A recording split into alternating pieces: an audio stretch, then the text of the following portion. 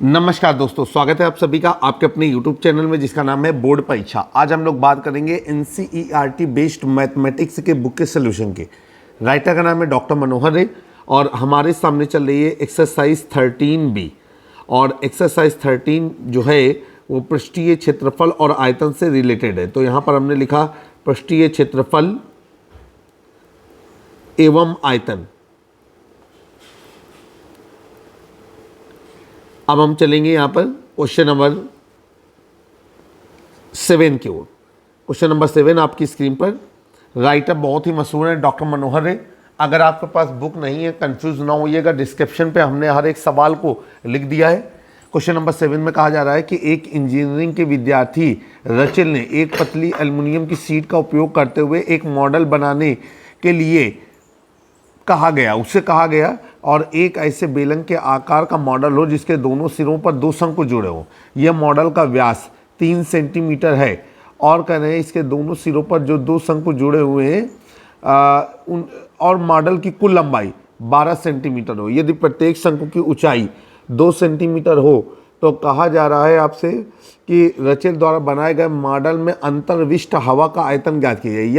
या मान लीजिए कि मॉडल की आंतरिक और बाहरी विमाएं लगभग बराबर है। सवाल बहुत ही अच्छा है। सबसे पहले हम आपके सामने वो फिगर बना देते हैं जिस फिगर का इस्तेमाल हो रहा है यहाँ पर। तो सबसे पहले ये इतना बेलनाकार हिस्सा है और इसके बाद यहाँ पर हमारा दोनों ही सिरे हमारे शंक्वाकार है।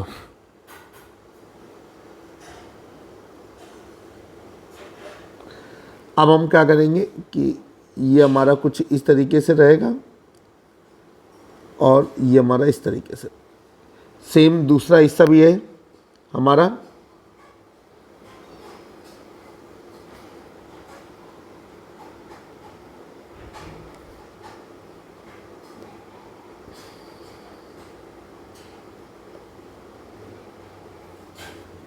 रचिल द्वारा ये मॉडल बनाया गया है और इसकी जो कुल लंबाई है वो है 12 सेंटीमीटर। तो यहाँ पर नोट डाउन कर दिया और यहाँ पर लिखा 12 सेंटीमीटर। जो शंक्वाकार हिस्से हैं उनकी जो ऊंचाई है वो 2 सेंटीमीटर है।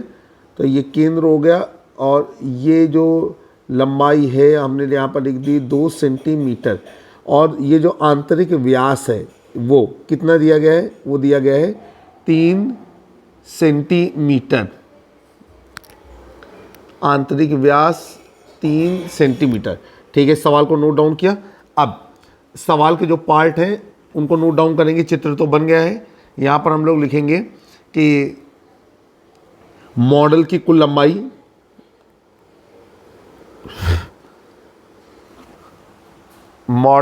लंबाई बराबर 12 सेंटीमीटर।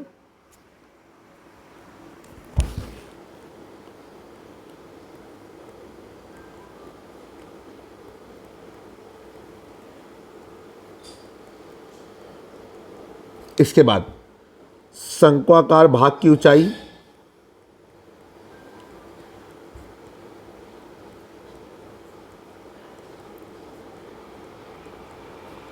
और वो हो गई आपकी 2 सेंटीमीटर। फिर इसके बाद मॉडल का व्यास। मॉडल के व्यास का मतलब है कि मॉडल के बेलनाकार हिस्से का और शंक्वाकार हिस्से का दोनों का ही व्यास 30 सेंटीमीटर है। 3 सेंटीमीटर है तो मॉडल का व्यास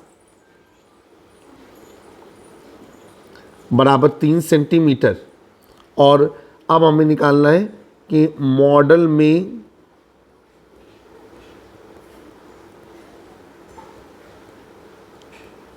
हवा का आयतन, मॉडल में जो हवा का आयतन है वो हमारा क्वेश्चन मार्क रहेगा।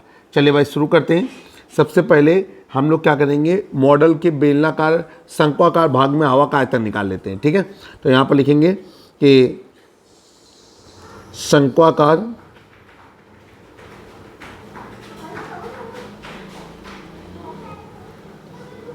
भाग में हवा का आयतन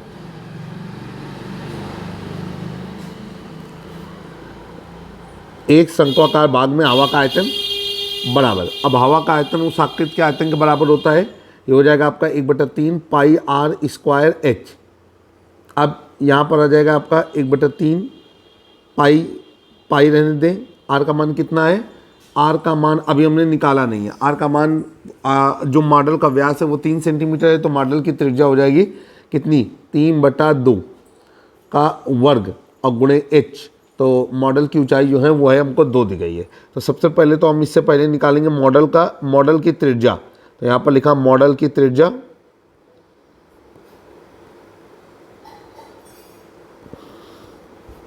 बराबर व्यास बटा 2।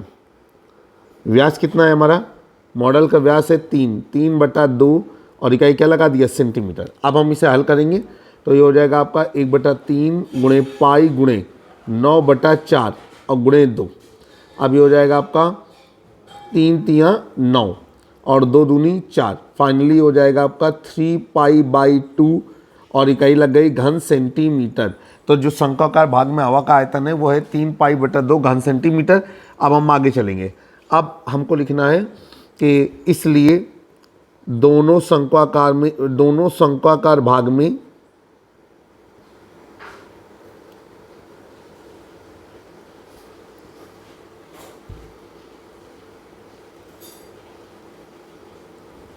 हवा का कुल आयतन या हवा का आयतन,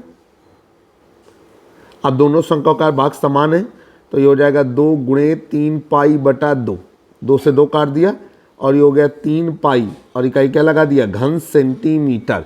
तो दोनों शंक्वाकार भाग में हवा का आयतन 3π घन सेंटीमीटर हो जाएगा। अब लिखेंगे बेलनाकार भाग की लंबाई,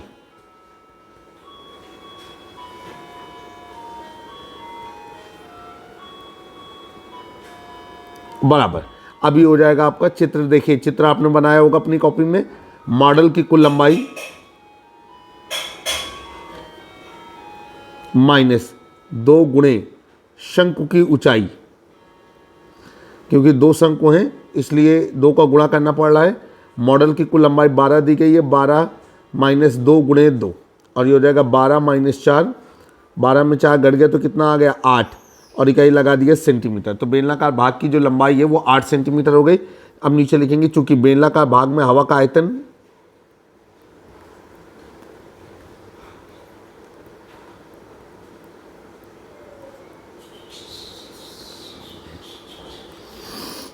बराबर बेलनाकार भाग का आयतन, और बेलनाकार भाग का आयतन होता है हमारा πr² h।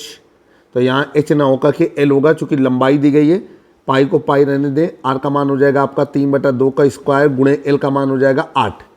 ये हो गया आपका 9π/4 गुणे 8, 4 कम 4, 4 दूनी 8, 9 दूनी 18, तो ये हो गया आपका 18π और इकाई लग गई घन सेंटीमीटर। ये बेलनाकार भाग में हवा का आयतन हो गया। अब नीचे लिखेंगे चूंकि मॉडल में हवा का आयतन, तो यहाँ पर लिख दिया मॉडल में हवा का आयतन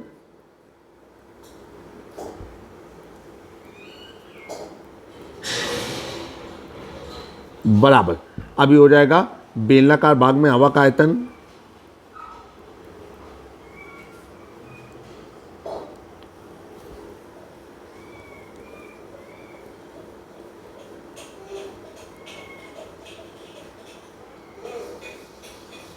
प्लस दोनों शंक्वाकार भाग में हवा का आयतन। तो यहाँ पर लिख दिया दोनों शंक्वाकार भाग में हवा का आयतन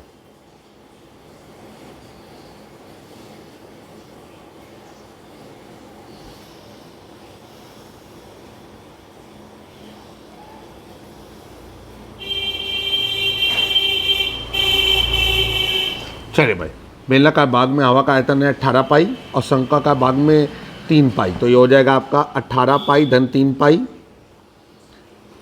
और ये हो जाएगा आपका 21π। अब पाई का मान रखेंगे तो ये हो जाएगा 21 गुणे 22/7, 7 तियाँ 21 और 22 तियाँ 66, तो ये हो गया आपका 66 घन सेंटीमीटर। इबारती प्रश्न आप उत्तर इबारत में लिखेंगे कि रचेल द्वारा निर्मित मॉडल में हवा का आयतन 66 घन सेंटीमीटर है। क्वेश्चन नंबर 8 आपके सामने आपकी स्क्रीन पर। क्वेश्चन नंबर 8 में क्या कहा जा रहा है, यहाँ पर कह रहा है आपसे कि एक ठोस जो लंबवृत्तीय शंकु के आकार का है एक अर्धगोले पर स्थित है।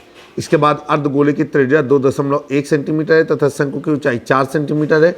इस ठोस को एक बेलनाकार पानी से भरे हुए ट्यूब में पूरा पूरा डुबा सकते हैं।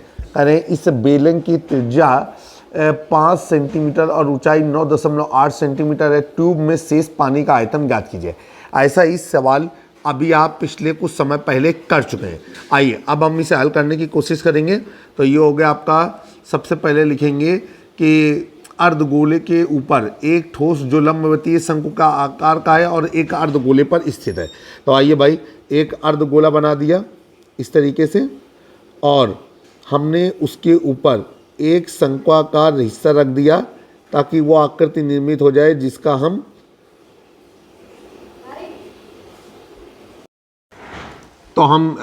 अर्धगोले के ऊपर जो है ये शंकु बनाते हैं, और अर्धगोले के ऊपर हमने शंकु का निर्माण कर दिया। अब कहा जा रहा है कि अर्धगोले की त्रिज्या 2.1 सेंटीमीटर है। तो अर्धगोले की त्रिज्या हमने 2.1 सेंटीमीटर कर दिया, कुछ इस तरीके से।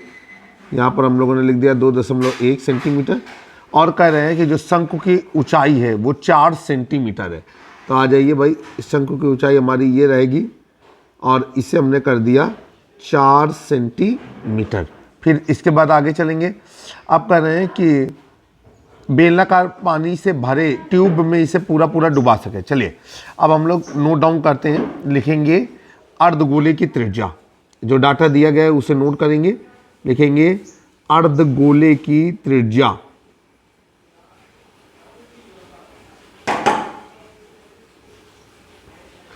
और अर्धगोले की त्रिज्या हमको कितनी दी गई है? ये दी गई है 2.1 और इकाई लगा दिया सेंटीमीटर। फिर इसके बाद शंकु की ऊंचाई,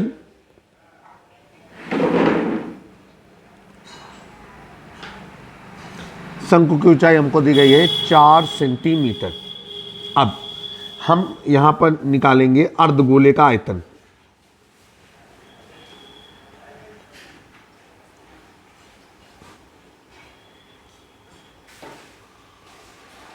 और वो हो जाएगा आपका 2/3 पाई आर क्यूब। ये हो गया आपका 2/3। पाई की जगह पे हम रखेंगे 22/7, और आर की जगह पे हम रखेंगे 2.1 का होल क्यूब। ठीक है, अब ये हो गया आपका जाकर के, जब हम इसे सॉल्व करेंगे तो आप देखेंगे कि 2.1 गुणे 2.1, तो ये हो गया 4.41, और गुणे 2.1 ये हो गया आपका 22×4 = 7×21, तो 44/21 गुणे 9.261। अब जब हम इसको पूरी तरीके से सॉल्व करेंगे तो हमारा निकलेगा जाकर के कितना, 19.404, और इकाई क्या लगा दिया, घन सेंटीमीटर। ये हो गया अर्धगोले का आयतन। अब हम लोग क्या करेंगे, यहाँ पर हम निकालेंगे शंकु का आयतन। तो यहाँ पर लिखेंगे, क्योंकि शंकु की त्रिज्या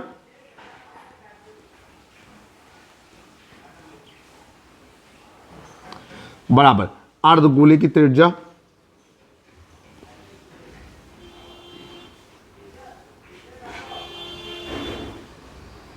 बराबर 2.1 और इकाई क्या लगा दिया, सेंटीमीटर। अब नीचे हो गया आपका शंकु का आयतन।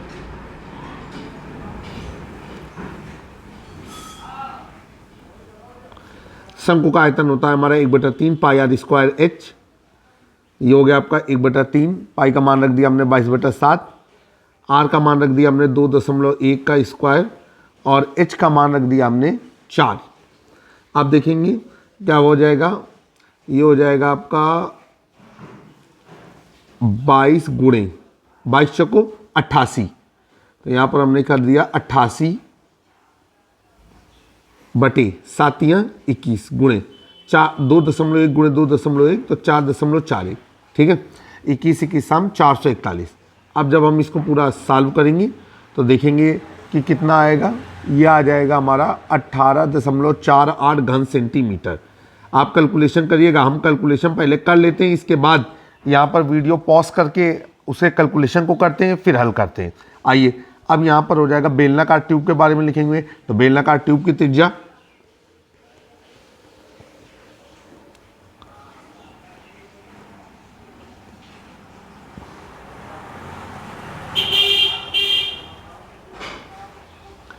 और जो बेलनाकार ट्यूब की त्रिज्या है वो है हमारी 5 सेंटीमीटर। इसके बाद बेलनाकार ट्यूब की ऊंचाई, तो बेलनाकार ट्यूब की ऊंचाई हो गई हमारी 9.8 सेंटीमीटर। फिर हम आगे चलेंगे, बेलनाकार ट्यूब में पानी का आयतन, तो यहाँ पर लिखेंगे चूंकि बेलनाकार ट्यूब में पानी का आयतन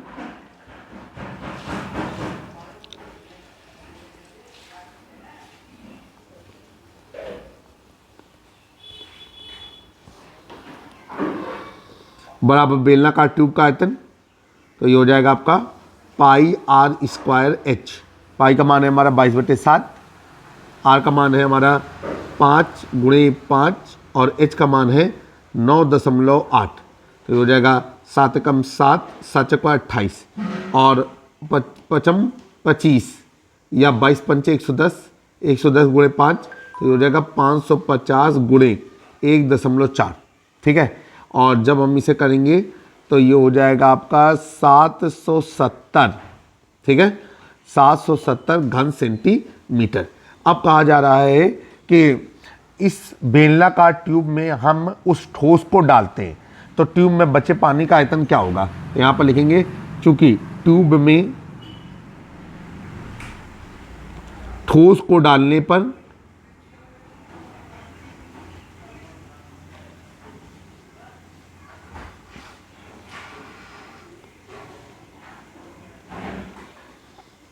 ट्यूब में बचे पानी का आयतन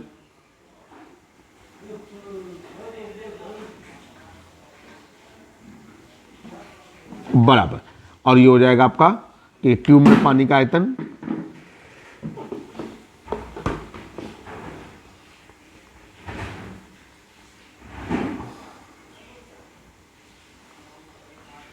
माइनस ठोस का आयतन।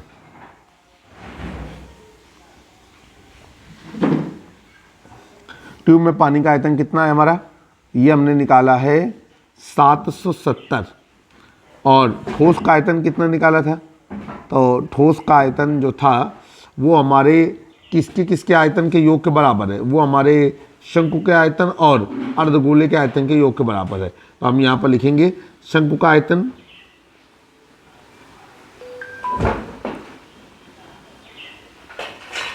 प्लस अर्धगोले का आयतन।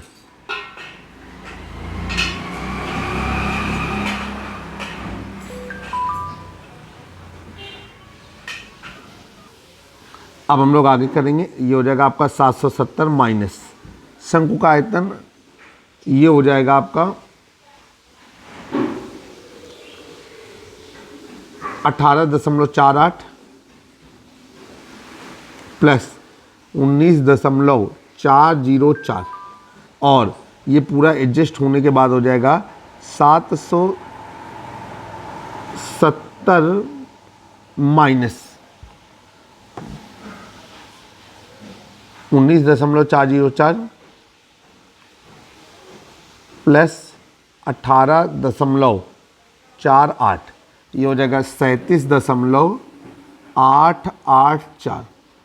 अब हम 770 में 37.884 को घटा देंगे तो ये हो जाएगा आपका 732.116 घन सेंटीमीटर। ये आपका आंसर आया। तो उम्मीद है कि आपको समझ में आ गया होगा कि ठोस को डालने के पश्चात बेलनाकार ट्यूब में शेष पानी का आयतन 732.116 किस तरीके से आकलित किया गया है। अगर आपको वीडियो पसंद आया हो तो वीडियो को सब्सक्राइब करें, बेल आइकन दबाना ना भूलें। जल्द ही एक नए वीडियो में फिर से मुलाकात होगी, तब तक के लिए नमस्कार।